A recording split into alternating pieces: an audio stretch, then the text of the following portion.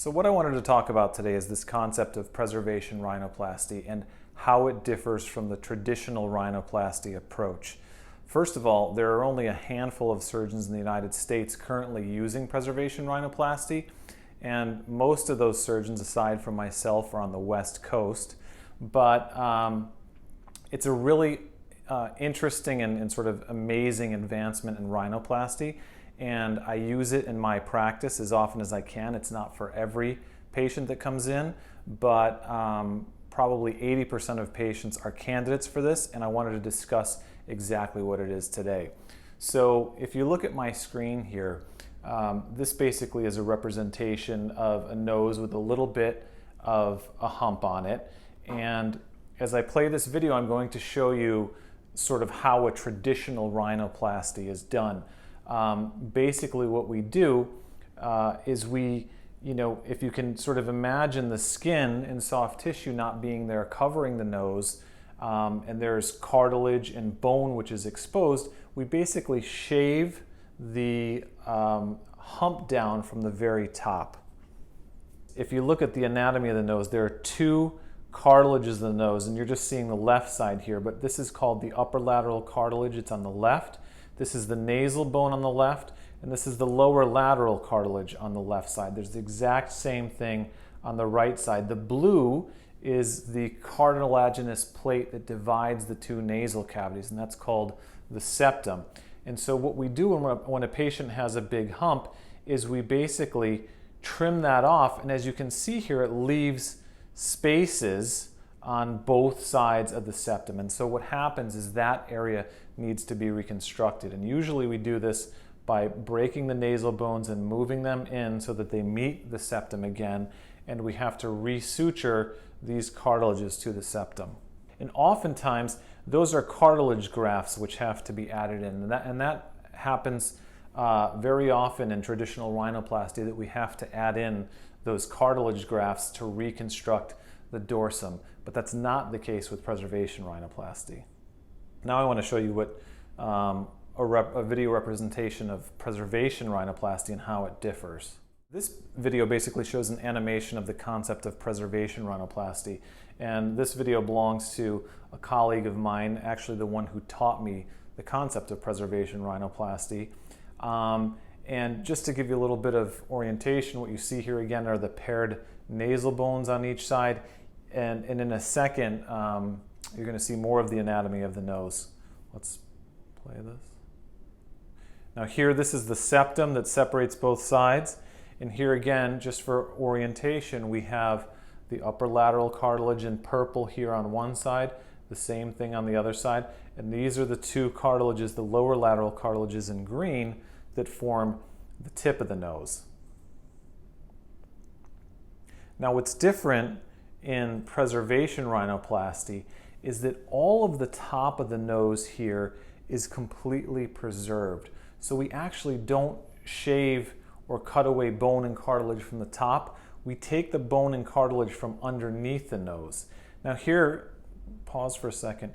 Here what you see is the right side of the nose has essentially been removed. So the right nasal bone is gone, the right upper lateral cartilage is gone, and so is the lower lateral cartilage, which was in green. And here you're just seeing the septum of the nose, which divides the nasal passages. And in order to get the bump removed from the nose with the preservation concept, what we do is we take tissue from below the dorsum. This would be the native dorsum. We take tissue from below so that ultimately we can move the dorsum down and set it back. And this here is going to show you how we remove the tissue. The tissue can be either taken down here, which is the case in this video, or a strip of tissue can be taken from up here right underneath the dorsum. And when we take that tissue, we're taking, this is cartilage, we're taking cartilage, and we take a little bit of bone as well. Then what we do is we make osteotomies. These are cuts in the bone, as this video is showing you. We make a cut completely across the top here. That's an area called the radix. And then we make cuts all along the side. And then this area here between the bone and cartilage becomes a flex, where the hump normally is, becomes a flexible joint. And as you can see, once we've freed the bone, we're able to push the bone back and straighten the dorsum from the side. So we remove that cartilage, and you can see how the dorsum just sets down. But the advantage here is we've done nothing to change the native or natural dorsum of the nose that the patient is born with. And the benefit of that is that, number one, the dorsum doesn't need to be reconstructed. So we don't have the same need for extensive grafting material. You saw grafts being put in with a traditional approach. So we don't have that same need for cartilage and grafts. And also, there's absolutely no way to have irregularities of the dorsum when we've done nothing to touch it or change it in any way. So this also cuts down on revisional procedures. And if there is a revision necessary, it's usually only a very minor touch-up as opposed to an extensive procedure requiring lots of grafting. This is actually a schematic representation of what I just described. This is an artist's drawing, and this is actually on a cadaver. So here what you're seeing again is the side of the nose with the upper lateral cartilage removed, the nasal bone removed, and here you're just seeing the septum in the middle. And as you can see, this strip underneath the dorsum, this is the dorsum, that strip is being removed here, okay?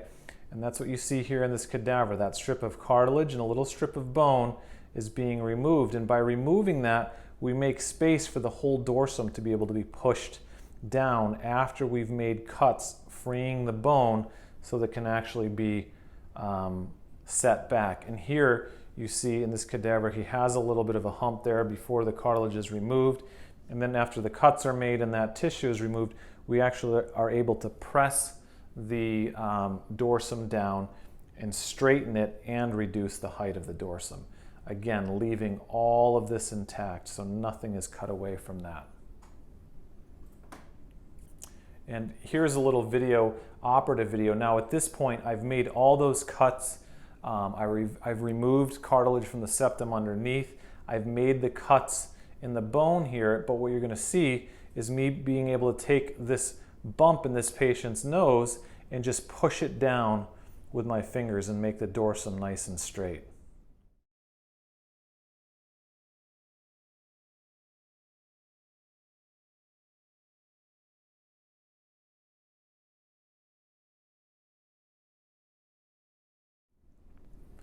Now, what this shows is, this is a patient, this is not my patient, it was just a picture from off the internet, but this patient had a secondary rhinoplasty, and this is actually the after result. But what I want to show you here is this is the dorsum of the nose of a patient who had a rhinoplasty, and this only happens through the traditional approach. And that's not to say that the traditional approach always causes this. I use the traditional approach. I've used it for years, and when it's done properly, this kind of thing happens very rarely.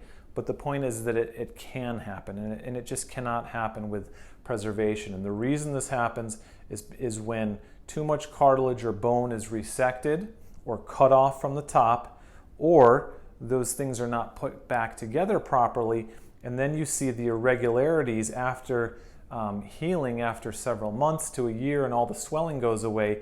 You can see these just terrible irregularities in the dorsum of the nose. And so by using preservation, we potentially avoid any of that happening. Okay, there are two other components to preservation rhinoplasty. In addition to obviously preserving the dorsum, which we just discussed, there are two things that we do uniquely with this concept that most other surgeons don't do. And one of those things is the way we dissect the nose. So what probably 99% of rhinoplasty surgeons do is, and you can see it here in this picture, is when they dissect the nose, basically, you know, there's cartilage and bone that they're dissecting the soft tissue off of, and there's a little layer on top of the cartilage and the bone, and it's one cell layer thick, and on the cartilage it's called perichondrium, on the bone it's called periosteum. And this dissection is performed above that layer, so above the perichondrium and periosteum. And what you see here is these are the lower cartilages of the nose like we've seen earlier in the video, but there's lots of bloody tissue still covering those cartilages because we're sort of over that layer of the perichondrium. The significance of that is that all of the blood vessels and lymphatics of the nose are above the perichondrium. So all of those things get damaged, and what happens is that when the lymphatics are damaged and blood vessels are damaged, this leads to a lot of edema and swelling in the nose. So post-operatively, there's usually a lot more swelling, and down the road in terms of the healing process, the swelling lasts for a longer period of time. But with a subperichondrial dissection technique where we dissect underneath the perichondrium, underneath the periosteum, it's a very meticulous and methodical dissection, but we're able to preserve all of the lymphatics, all of the blood vessels, and so swelling is minimized, and the swelling really resolves incredibly quickly, and patients are back to activity and have much less social downtime.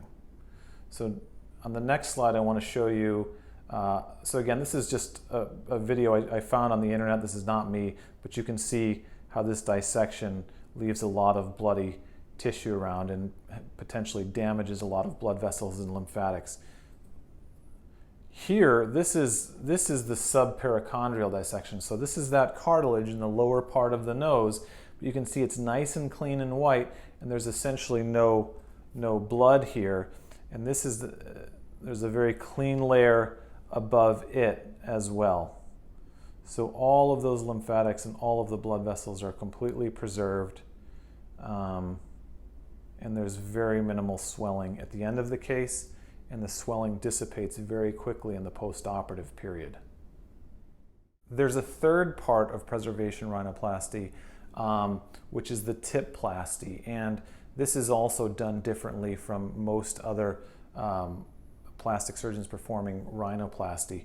And here what I'm showing basically is another patient that I found from another surgeon on the internet, and this gives you an idea of the type of Tip Plasti that's done very often. What you see here is if this is the tip of the nose, you see a little fullness above the tip, which shouldn't be there. The tip should extend out a little bit more. And then if you just sort of follow the silhouette of the nose, this is kind of a broad curve, and it should be a little bit more refined, and the tip should be projected a little bit more.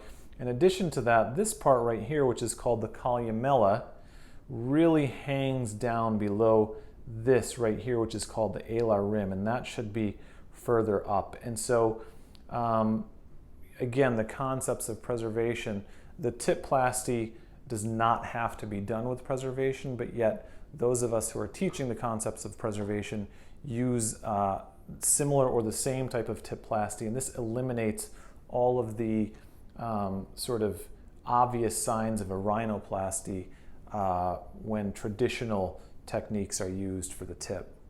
So we just discussed how the Tip Plasti is performed differently in preservation rhinoplasty, and I just showed you a profile of a tip that was done in sort of a more traditional way and the shortcomings of that. This is a tip from another surgeon that's done also in the traditional way, and this is the obviously frontal view. And while this isn't bad, and I mean the tip is maybe a little bit smaller, it sort of has the telltale signs of rhinoplasty in my opinion, because if you sort of look here at the light reflex, it kind of comes straight down here and around, whereas there should be some little shadows here making the tip complex not look like this round ball here, but sort of a little bit flatter and narrower. And it requires special techniques to achieve this, but more often than not, this is the sort of type with kind of tip with sort of the pinched look, and you have sort of shadows here which shouldn't be here because it looks kind of pinched and round and bulbous. So now I want to show you, so this is really what the tip should look like. In here you can see perfect paired light reflexes that occur on the nose with flash photography, and the tip just looks sort of a little bit more compressed. It's not this big round bulb, and there's shadows in here that make it look like the tip is actually separate from the dorsum. So it doesn't sort of, you can't see these sort of light reflexes that come around and just look sort of like a perfect U. It sort of comes down more like this, comes out, then around, and then in, and then back up. I just showed you the tip that's done with the preservation concepts, and that is a patient of mine, and this is also a patient of mine where I wanted to show you the tip from the profile. We were just looking at the frontal view.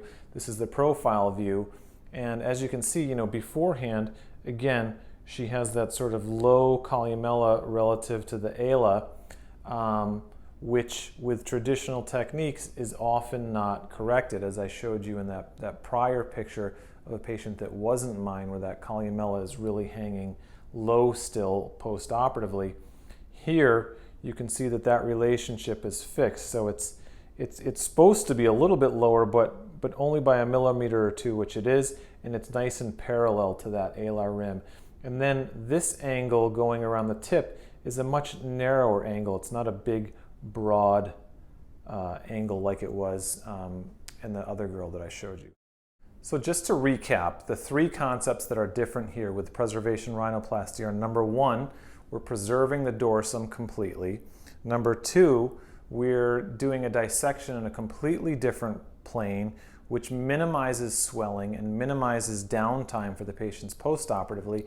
And lastly, we're doing a tip plasti, which is completely different and makes, in my opinion, the most natural, unoperated looking tip.